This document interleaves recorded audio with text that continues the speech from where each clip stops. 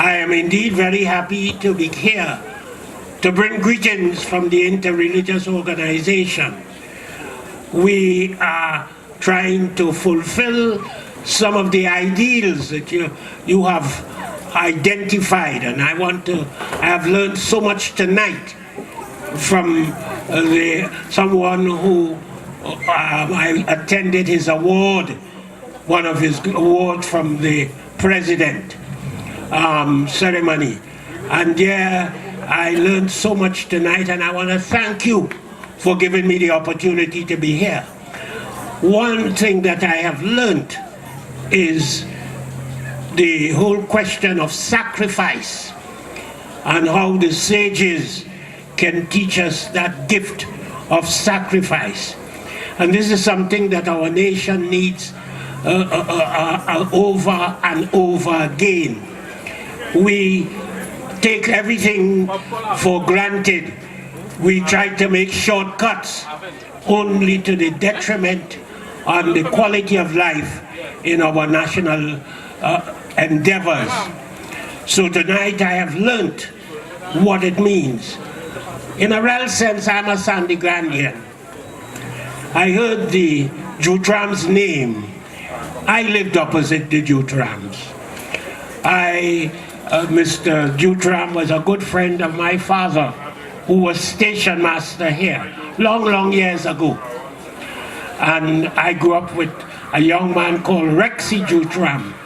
And so I'm very pleased to hear about the Tassa drumming sponsored by the Jutram family as well.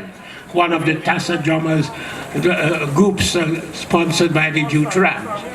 I know of Ramleela because we had it here in Grande.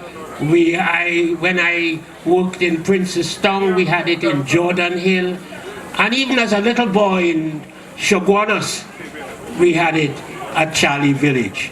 So I am indeed very happy to be here, to be present and to be given the opportunity to address you. May God help you, and your spirituality is what the nation needs. Parenting.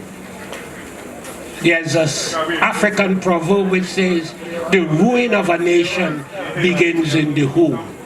And the parents are the ones to nurture, to form, and to bring that spirituality which this nation needs.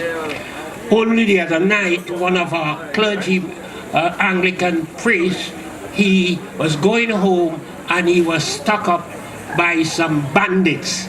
That's what we have in our nation.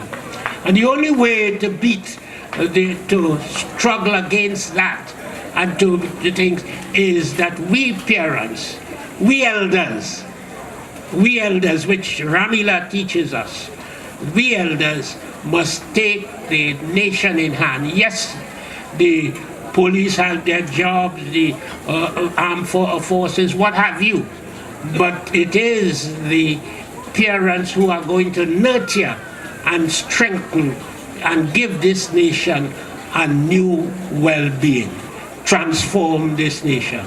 May God bless you all, and thank you for giving me the opportunity to speak. I want to talk also to thank Reverend Siloch, because at a meeting he says, I would like the president of IRO to come. So he and his dear wife and my little nephew brought me here, and I am indeed very happy to be part of this experience. Continue to do what you are doing. This is God's work, and it will never fail. God be with you. Thank you, Dr. Knolly Clarke.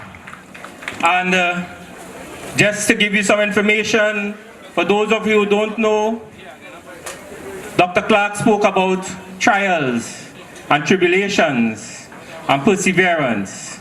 And let me tell you that in 1990, during the attempted coup, those of you who know, and those of you who know about history, when the Jamaat al-Muslimin tried to upstage the then government, Dr. Clarke was then the messenger the unofficial messenger to carry the news and the messages between the Jamaat al-Muslimin at the Red House. I think it was Bilal Abdullah then, and the acting president. So he was the person.